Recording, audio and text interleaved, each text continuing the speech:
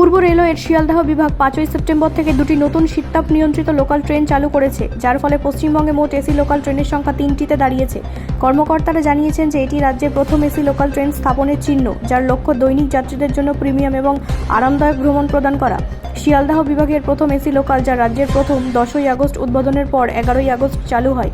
এই দুটি নতুন ইএমইউ পরিষেবা যেমন রানাঘাট শিয়ালদহ ভায়া বনগাঁ এবং Krishnanagar Sealdah AC EMU local Sealdah বিভাগের শহরতলির ভ্রমণ আধুনিকরণের দিকে একটি গুরুত্বপূর্ণ পদক্ষেপ হিসেবে কাজ করবে।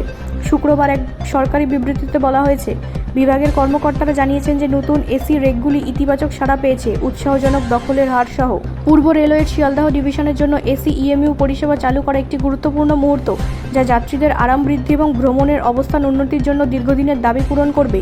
যাত্রীরা এই পদক্ষেপকে স্বাগত জানিয়েছেন, বিশেষ করে উপচে পড়া বনগাঁ শিয়ালদহ লাইনে। আমরা কখনো ভাবিনি যে আমাদের লাইনে এমন সুবিধা থাকবে। এই গরম এবং আর্দ্র আবহাওয়ার এটি একটি স্বাগত পরিবর্তন, তার প্রথম যাত্রায় একজন যাত্রী বলেছিলেন। তিনি আরও বলেন যে এই পরিষেবা পরিবারগুলিকে সাশ্রয়ী মূল্যের এবং আরামদায়ক পরিবহন পেতে সহায়তা করবে। একজন ঊর্ধ্বতন কর্মকর্তা বলেছেন যে অতিরিক্ত আরামের জন্য যাত্রীরা কিছুটা বেশি ভাড়া দিতে ইচ্ছুক। ব্যুরো রিপোর্ট, রাষ্ট্রীয় প্রসার বাংলা।